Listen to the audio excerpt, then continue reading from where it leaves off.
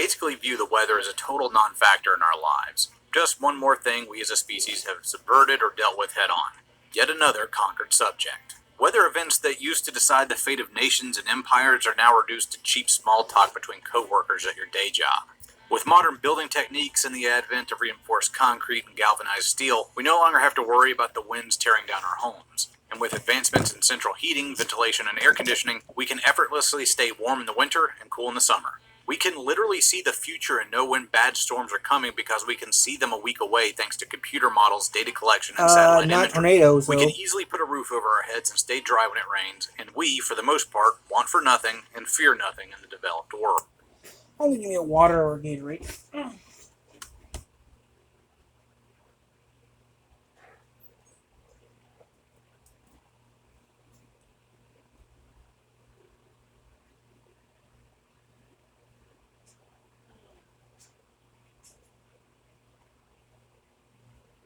Nothing. I'm watching something right now.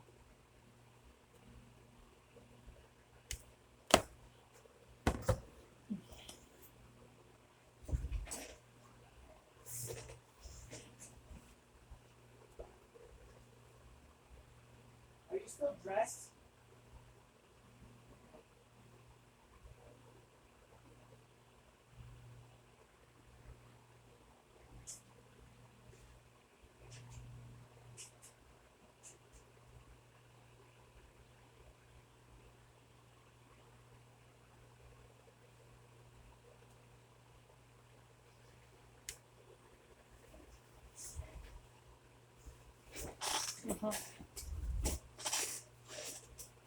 Yeah, maybe I will do that. I don't know yet. One of the biggest hurdles for life on this earth has been cleared effortlessly by the Tornadoes advancements of human civilization. But So the biggest things we have to worry about, guys, in the U.S. is mostly snow, earthquakes, and hurricanes. That's about all the thing we worry about in the state is. Actually, the biggest concern we worry about the state is mostly blizzards, tornadoes, and hurricanes. And the occasional earthquake is all we really worry about in this state.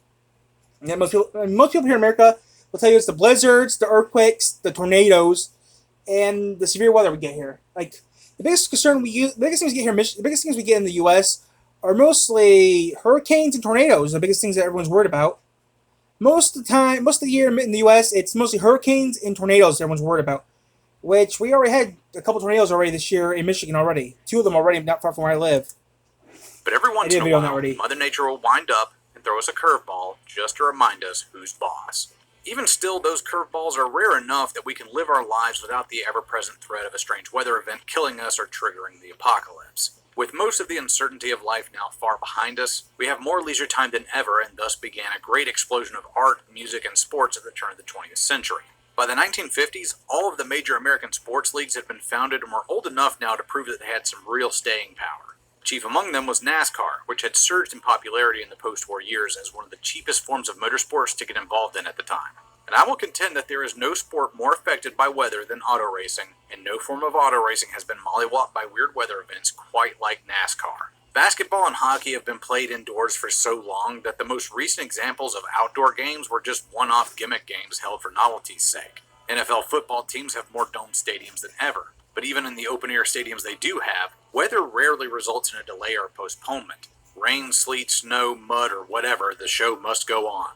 Can't read the numbers on the field, can't read the yard markers, can't read the players' numbers. The struggle will continue.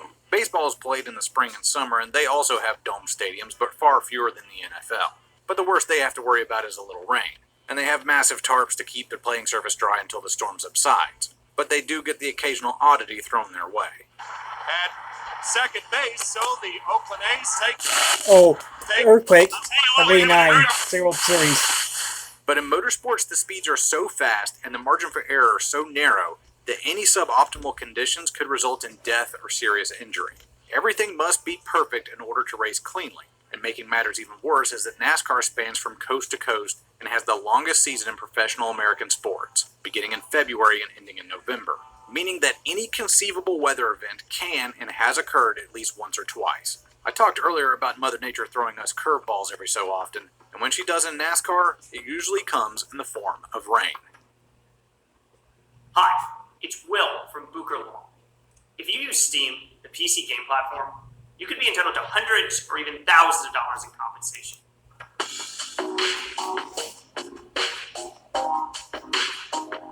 In IndyCar and Formula One, most of their racing is done on expertly crafted road courses that have drainage areas for rain, and they also have rain tires to cut through the water and keep cars pinned to the track. But NASCAR stock cars are so heavy that rain tires can only do so much, and we've only been using them in competition for about a decade and a half, whereas open-wheel cars have been using them for about as long as NASCAR has even existed. Making matters even worse is NASCAR races predominantly on high-speed banked ovals, where rain racing is impossible with that much water cascading down the high banks. These tracks are also so big in most cases that it could be dry on one end and raining on the other, which is exactly what happened at the 2001 All-Star race. The open race went on without a hitch, but when the green flag flew for the main event, it only took one corner to find the problem. Real loose on the start, almost fun. What you guys did, Jeff Burton got in the back of Tony Stewart and turned him sideways. Oh, the car's sideways, all the cars are loose down in the corner. The track is wet. It's Gordon, Michael Walter, Kid 29 car. All these cars are wrecking because I believe it might be raining down there. Since this was the All-Star race and not a regular season points-paying race, NASCAR allowed the teams to unload their backup cars and race those instead, even though they had not been subjected to pre-race tech inspection. Some teams that had survived the carnage protested, but NASCAR threw caution to the wind and let the race commence once the track was dry. Jeff Gordon won in his backup car, a car that was widely thought to be illegal, but it skated through post-race tech inspection without any issues. Was the car tampered with during the race to fix any illegalities that might have been installed? Well, there's only a few people who know for sure, and they've never said a peep. Shockingly, this would not be the last time NASCAR greenlit a race on a track where it was already raining. In 2021, the race at New Hampshire Motor Speedway saw the exact same thing happen. When the dust settled and the rain subsided, Eric Almirola took the lead with a bad fast car and pulled away. As the sun began to set, the race was called due to darkness. Eric walked away with just the third victory of his career, and the second called due to a shortened race. One quirk in the NASCAR rulebook that is if a race can make it past the halfway point and it is postponed for any reason and can't be restarted in a reasonable amount of time, then whoever was ahead at the time of the postponement is declared the winner. In 2014, Eric found himself leading the summer race at Daytona when rain struck. The deluge was so bad that NASCAR called it fairly quickly, making Almirola the king of winning races in the weirdest ways imaginable. One time he won a race without even driving a car at the finish, but that's a story for another time. The phrase in the halfway point rule, quote, reasonable amount of time, is up for interpretation, and sometimes NASCAR makes the word reasonable do a lot of heavy lifting. In 2009, at the Daytona 500, the biggest race of the year, light rain began to fall late into the race, and it only took 16 minutes before NASCAR declared the race over and Matt Kenseth the winner. Daytona has lights, so NASCAR could have gotten the race restarted, but decided against it for whatever reason. As fans shuffled to their cars, they could already see the ground drying up, and the whole ordeal left a sour taste in everyone's mouth. 3 years later, rain would cause the Daytona 500 to be run on a Monday night, which became one of the most memorable 500s in recent memory when Juan Pablo Montoya was trying to catch up to the field during a yellow flag, when something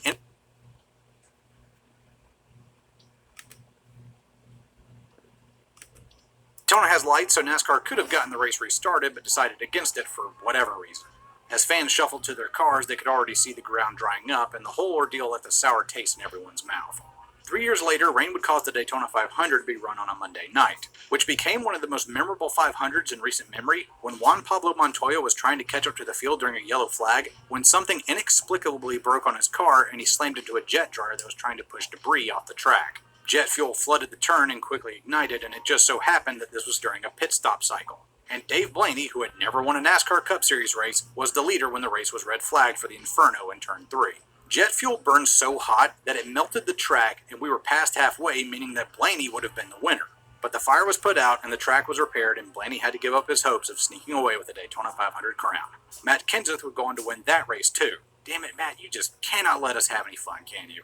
Speaking of not having fun, in 2020 and 2021, the Daytona 500 was rain delayed back after organizers pushed the start back to 3:30 p.m. Eastern Time to draw in a West Coast audience. But that backfired after NASCAR